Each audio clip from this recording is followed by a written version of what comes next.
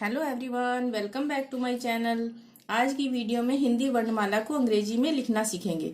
अंग्रेजी सीखने के लिए यह जरूरी है कि हमें अ से ज्ञ तक के वर्णों को अंग्रेजी में लिखना आ जाए, क्योंकि यदि अंग्रेजी में नाम लिखना हो या व्हाट्सएप चैट करनी हो तो यह जरूरी है। यदि आप हिंदी वर्णमाला को अंग्रेजी में लिखना सीख जाएंगे तो आप अंग्रेजी में मैसेज वगैरह भी आसानी से करना सीख जाएंगे। तो आइए देरी न करते हुए सीखते हैं अंग्रेजी में हिंदी वर्णमाला को। सबसे पहले हम हिंदी वर्णमाला में स्वर को लिखना सीखेंगे। स्वर अ आ इ ई ये स्वर हैं हिंदी के, इनको हम अंग्रेजी में लिखना सीखते हैं।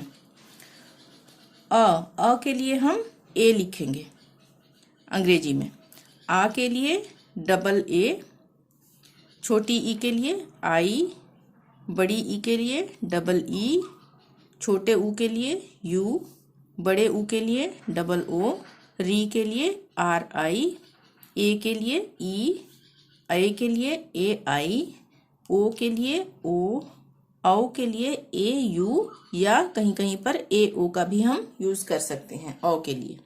अंक के लिए ए एन या ए एम, जैसे अंकिता में ए एन आएगा, चंपा में आधा म आ रहा है ना, तो वहां पे ए एम का यूज होगा। अह के लिए ए एच। अब हम हिंदी के वर्णमाला के व्यंजन को अंग्रेजी में सीखते हैं। ये है व्यंजन क ख ग घ, ठीक है। तो क के लिए हम सिर्फ के नहीं लिखेंगे, क के लिए हम ए लिखेंगे। ये मैं आगे आपको बताऊंगी कि ए हम क्यों लगाएंगे इनके साथ। ख के लिए के एच ए ख, ग के लिए जी ए ग, घ के लिए जी के साथ एच लग जाएगा और फिर ए घ। अंग ए एन जी ए अंग। च के लिए सी एच ए च, सी एच ए च। छ के लिए उसी तरह से एच लग जाएगा एक और, सी एच एच ए छ। ज के लिए जे ए ज, झ के लिए इसमें भी एच लग जाएगा, जे एच ए झ। य के लिए एन, सिर्फ एन नहीं लगेगा, एन वाई य। ट के लिए टी ए ट, ठ के लिए एच लग जाएगा इसमें भी, टी एच ए ठ।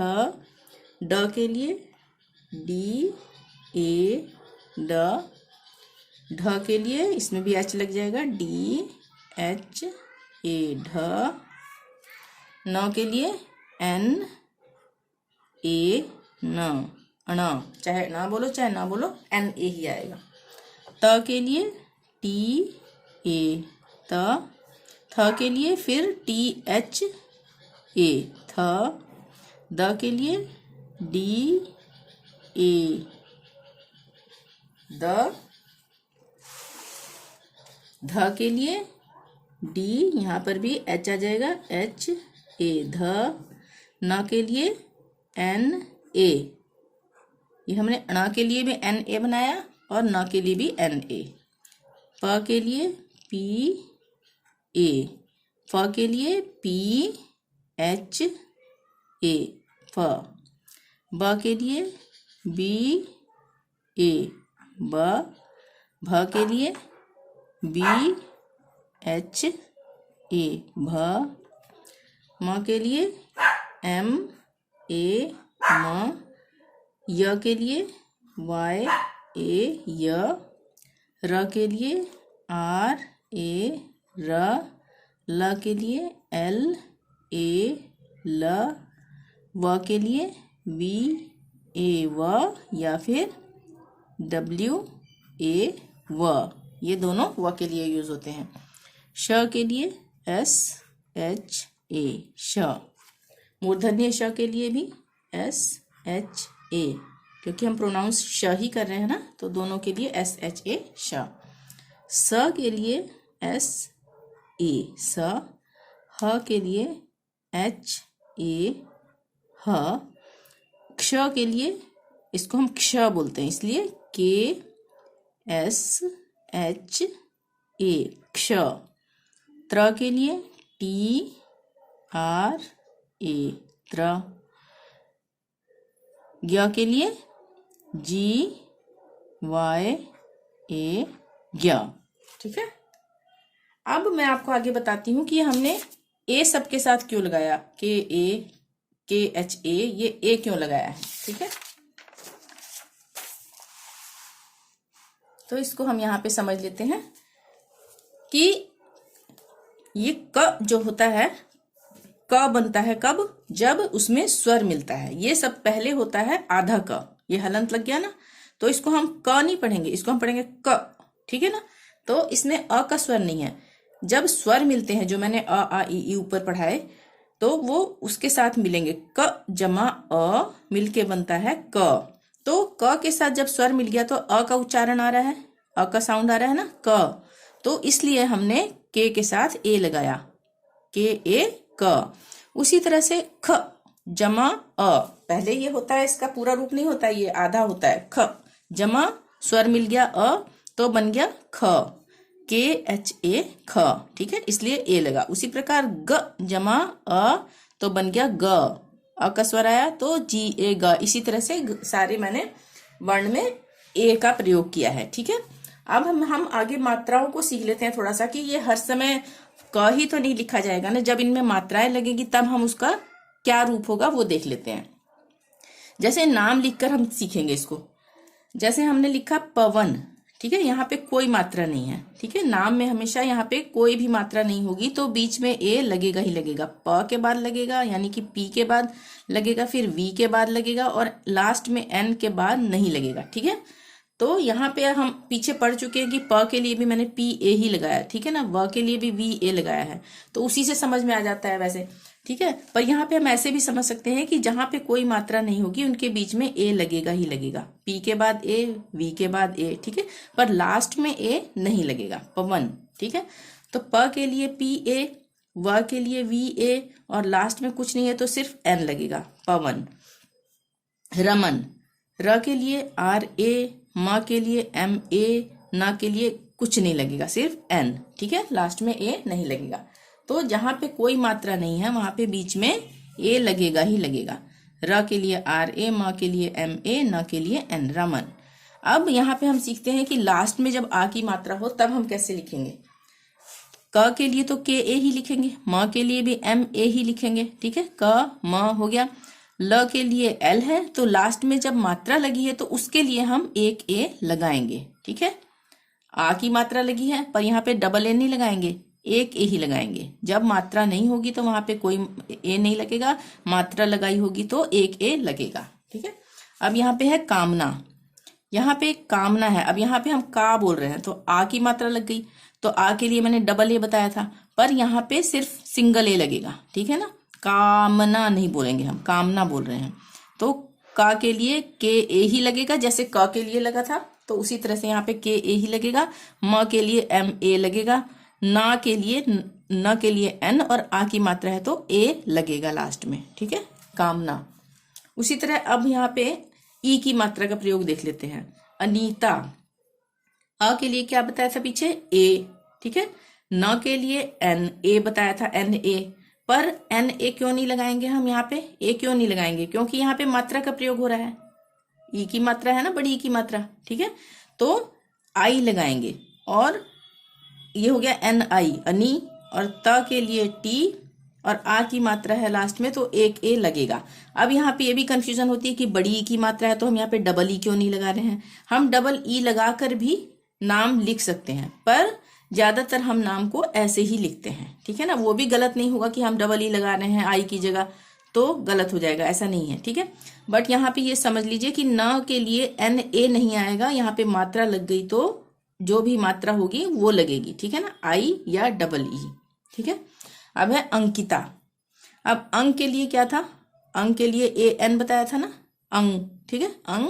उसके बाद क के लिए के, और छोटी की मात्रा है तो आई ही लगेगा, अंकी। त के लिए T, और आ की मात्रा है तो एक ए, अंकिता। रवीना, यहाँ पे हम खींच के बोल रहे हैं रवीना, तो यहाँ पे हम इसको ऐसे भी लिख सकते हैं, ऐसे भी लिख सकते हैं। जैसे र के लिए आर ए, व के लिए वी, ई की मात्रा है तो आई भी लगा सकते हैं, और यहाँ पे देखो मैंने डबल ई लगाया है तो ये भी ऐसे भी लगा सकते हैं, ठीक है ना। रवीना, रवि हो गया, न के लिए एन, आ की मात्रा है तो ए, ठीक है। तो आई की जगह यहाँ पे, जहाँ पे हम थोड़ा सा खींच के बोल रहे हैं रवीना, तो वहां पे हम ई, डबल ई का प्रयोग कर सकते हैं आई की जगह। सुनीता, अब यहाँ पे है स के लिए एस, ए क्यों नहीं लगेगा, क्योंकि ऊ की मात्रा आ गई, ठीक है। तो यू लगेगा, ऊ की मात्रा के लिए यू बताया था ना, ऊ के लिए, छोटे ऊ के लिए यू लगता है ना, वो है यहाँ पे यू। न के लिए एन, और ई की बड़ी की मात्रा है तो यहाँ पे आई का ही प्रयोग करेंगे, डबल ई का प्रयोग नहीं करेंगे नाम में, ठीक है, जब तक कि हम लंबा खींचे नहीं उसको। सुनी ता, ता के लिए टी, आ की मात्रा है तो ए। अगर हम डबल ई का प्रयोग भी अगर कर देते हैं तो वो भी गलत नहीं होगा। सूरज, अब यहाँ पे है सूरज, तो यहाँ पे हम सूरज को ऐसे भी लिख सकते हैं, स के लिए एस, ऊ की मात्रा है तो यू, ये जबकि छोटे ऊ के लिए लगता है पर नाम में हम ऐसे लिख देते हैं। र के लिए आर ए, और ज के लिए जे, लास्ट में नहीं लगेगा ना ये। और सूरज को हम ऐसे भी लिख सकते हैं, सूरज, एस डबल ओ, बड़े ऊ के लिए डबल ओ था ना, आर ए जे, सूरज।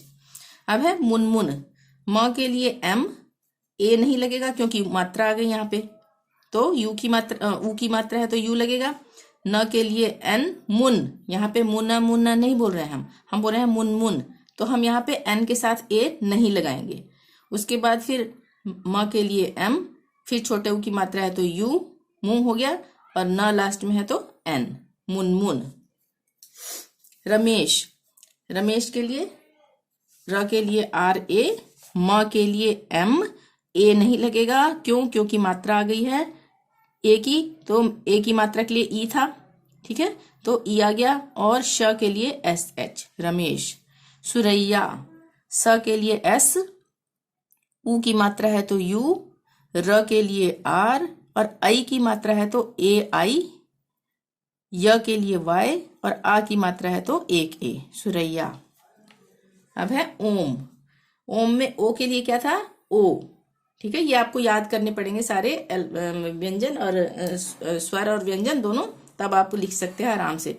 ओ के लिए ओ था, म के लिए एम, ओम। ओजस्वी, ओ के लिए ओ, ज के लिए जे ए, आधा स है तो एस लगेगा, इसके साथ ए नहीं लगेगा क्योंकि आधा स है, पूरा स होता तब हम यहाँ पे, वो जस्वी होता तब हम यहाँ पे ए लगाते, यहाँ पे आधा स है तो सिर्फ एस लगेगा। व के लिए वी, और ई की मात्रा है, बड़ी ई की हो या छोटी ई की हो, आई का प्रयोग करेंगे, ठीक है। रौनक, र के लिए आर, र के लिए आर, औ की मात्रा है तो ए यू बताया था ना, ए यू या ए ओ, ठीक है। और न के लिए एन ए, और क के लिए सिर्फ के, रौनक, ठीक है, ए यू या ए ओ, रौनक। रंजन, यहाँ पे रंजन है, र के लिए आर, और आर ए, सॉरी, र के लिए आर ए, और यहाँ पे आधा न के लिए ये बिंदी लगी हुई है ना, जैसे ये आधा न लगा के भी हम रंजन लिखते हैं, तो यहाँ पे एन आएगा और ए नहीं आएगा, रन। उसके बाद जन, जे ए ज, और न के लिए एन, रंजन, ठीक है। रंजन ऐसे लिखा हो चाहे ऐसे लिखा हो, स्पेलिंग यही होगी, ठीक है, सेम। अंकुर, अंकुर के लिए ये अंग आ गया, अंग, अंग अह जो पढ़ा था हमने, अंग, अंग के लिए ए एन बताया था मैंने, ठीक है, अंग हो गया।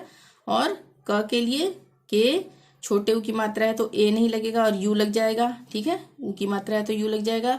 र के लिए आर, अंकुर, ठीक है।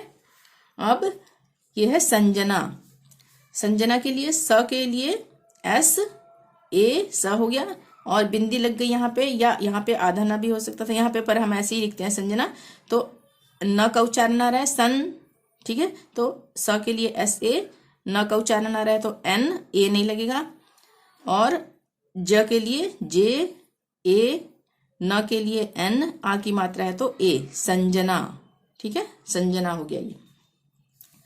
अब यहाँ पे हम एक और सीख लेते हैं कि एक तो जैसे अंग, अंग के लिए मैंने बताया था अम भी होता है और अंग भी होता है, ठीक है, ए एन भी होता है और ए एम भी होता है। तो जैसे हमें चंपा लिखना होगा, यहाँ पे हम चंपा लिखते हैं चंपा, ठीक है। तो यहाँ पे आधा म आ रहा है ना, तो यहाँ पे हम इसका क्या स्पेलिंग लिखेंगे, CH च के लिए होता है ना, और ए च CH A च हो गया, और आधा म है तो MAM आ गया ना एक साथ, चम, और पा